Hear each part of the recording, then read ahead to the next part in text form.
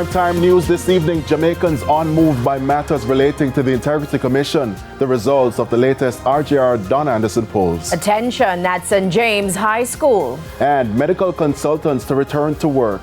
Good evening and welcome to Primetime News. We're live on air and online at onespotmedia.com. I'm Anthony Lug. And I'm Janella Precious. A special welcome also to our viewers on TVJ International in the Cayman Islands. Now with a preview of what's to come in business news, here's Andrea Chisholm.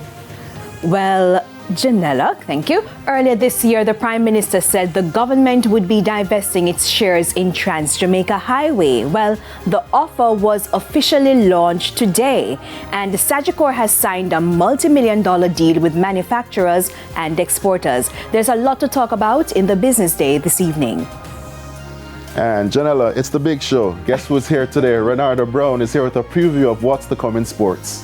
Yeah, it definitely is the big show. Well, there's probably a showdown as Reggae, the current track manufacturers for the National Stadium track, and the government, well, there are some tough talks happening between them, back and forth. And also the Reggae girls, the under-20 Reggae girls, they joined the under-17 Reggae boys, not qualifying for the World Cup. We'll tell you all about that and much more in Primetime Sports.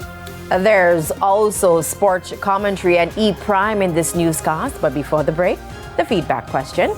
And this evening we're asking, what are your views on the conduct of the principal and chairman of St. James High School? You can share comments online, facebook.com/televisionjamaica, and post on X at TVJ News Center. Please stay with us. Primetime News returns after this break.